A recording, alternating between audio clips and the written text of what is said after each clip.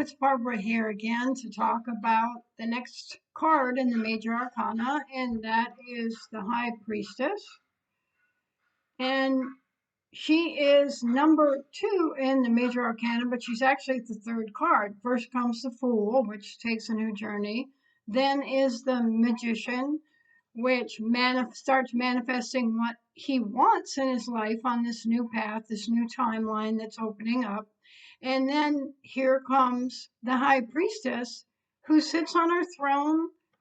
She assesses what's coming in. And if you can see, and there'll be a card in the corner too, if there's too much glare on this, she sits between 2 pillars, and that is the pillar of darkness and of light.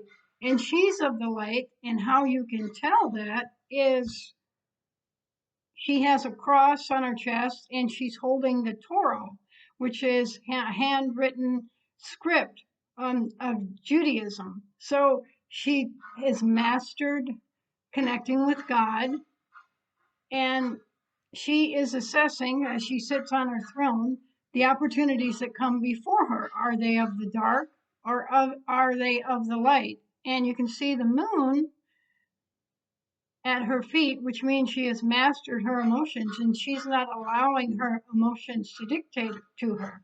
However, at the center of her chest is the cross, which, if you've seen depictions of Christ, he and Mother Mary, they are pointing to their chest, which is their heart. So yes, you follow your heart, but don't let your emotions rule your decisions. And in life, when you are deciding to go on a new journey, you call in what you want, you sit on your throne or alone, as the High Priestess does, and you assess whether or not the opportunities, jobs, people, things, love interests, friends, social situations are going to take you down the old path or onto the new path, the things you said you wanted. And the universe is constantly going to test you on the old pattern. It's going to bring in maybe not the same people, but if you keep dating bad boys, and God says, are you done with that, boys? So he's going to bring in bad boys or guys that just aren't good for you, party guys, guys that you are not aligned with what you said you didn't want. He's going to keep bringing that energy back in until you finally say no to it. And the thing about it is, when the magician manifests more, which is the step before the High Priestess, you get more of everything. So don't be surprised that you get more opportunities, but they may represent, like the job. You said you didn't want to work for a narcissistic boss, and this job comes along offering more money, but it's sort of the same energy, a narcissistic boss. And you can tell them when you're the High Priestess, she is sitting in her intuition. She knows, like I said, she's mastered emotions. She's not only mastered her emotions, she's mastered energy. She's mastered using her intuition to know what situations are about. I've gone into job interviews where the people sitting at the desk are looking down, they're not happy, they look depressed, they look abused. And I took that job, and sure enough, that's exactly what I got. And I wasn't using my intuition. Same thing with allowing people into my life. Lower vibrational people will bring you down. And what I've also noticed is, when, let's just say you made a decision and it was the wrong decision, if you allow people in your life that are of lower vibration, what happens is they can't connect you at your higher vibration. So it's just a common denominator that they're going to bring you down to their actual vibration, which is lower. And because misery loves company, I've noticed that. So a lot of times I end up, being alone, because I'd rather be alone than with lower vibrational people that bring my vibration down. And that's what the High Priestess has mastered. She has mastered sitting on her throne. And there's another thing, behind her are all her passions. These are pomegranates. These are all her passions. She said she's standing in front of them saying, yes, this is what I want. But it also, to get what you want, you have to turn away what you don't want over and over again, because when you're the high priestess, especially in today's world, the 5D world, we're ascending towards 5D. There's so many 3D people.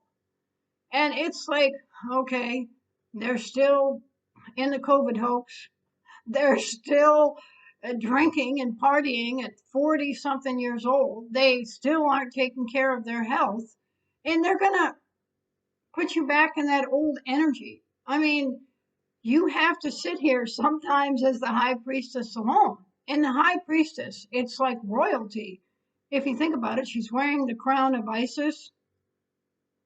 So she is very aware of her connection to God, and she's sitting on her throne, ruling over her kingdom and deciding on the opportunities that come forth to her.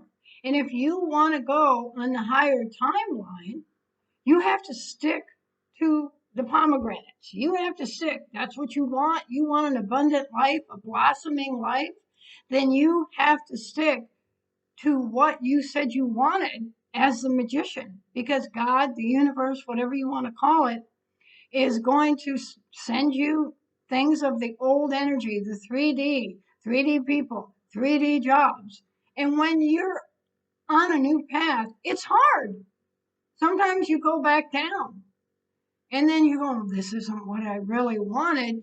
We've all been in jobs where we said, you know, I don't connect to this job, these people, it's the same old thing again. Then you have to make a new decision. So it's not easy to sit on this throne and make decisions. But the good thing about it is the magician's already manifested the opportunities you said you wanted. You just have to determine if they're a match for your energy and what you said you wanted. So the high priestess in a tarot reading, what happens is if this card comes up, it means you're following your intuition upright. If it comes reversed, it means you're not following your intuition. You're not um, using your intuition to decide. You're using your ego. The high priestess is not in her ego. She's mastered her ego. She knows what she wants. She knows she can get it. She just has to make good decisions. And a lot of times when this comes up in the reading, if it's a love reading, it's your divine feminine, but she is on the ascension path. She knows what she wants. She's a strong woman. She rules over her kingdom. So she's a powerful woman. And after you make decisions on what you want, what's made manifest is in the next card, the Empress. The Empress is number 3, and she's depicted as pregnant, surrounded by beautiful things, and we'll go into that next time. But this is where your dreams are made manifest. They're made manifest. You see, she's pregnant. She's wearing a beautiful floral dress. So the high priestess sits here, and this is the gestation period. This is where the things come to her and she decides, and she's still manifesting too. If it's not what she wants, she patiently waits for the next opportunity to come in and decides whether that's going to take her on the higher path. So basically, this card is all about using your intuition, overriding your emotions, but still following your heart. And sometimes that's hard. And sometimes it's hard when you sit alone and you feel like, well, maybe I should take this shitty job.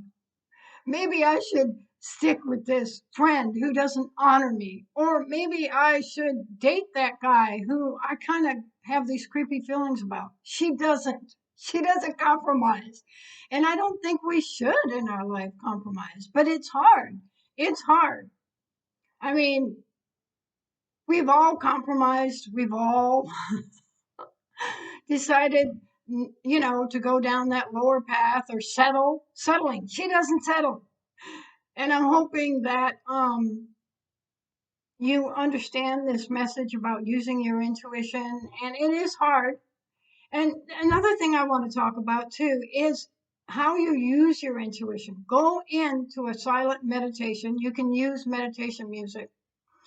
And you imagine that opportunity. Let's say you have two choices between two job opportunities. Imagine that job opportunity and going to work, and you imagine a door opening. What does it open to? Does it open to the sunshine, music, people dancing, people happy, or does it open to complete darkness? I've had like dating choices where I imagine two people, and one of them opened to a door of nothingness because he was going through the dark night of the soul. So you sit with your meditation and you actually think about how it makes you feel in your body. What sensations do you get? Does it make you feel happy? Or is this something you're just settling for? And a lot of times we do have to make that decision until something else comes along, but we still hold to the pomegranates. We still know what we want. We still know that we deserve the pomegranates. We deserve the abundance. And so the high priestess sits on her throne. She can determine what's right for her and what is not right for her. And she waits for the right opportunities. So, anyway, I hope you all are doing well and you enjoyed this reading of the high priestess and how to interpret it in a reading. And I will talk to you next month when we cover the Empress and what she represents. She also represents a divine feminine who's pregnant with possibilities. And I hope we all get there. Talk to you later. Bye.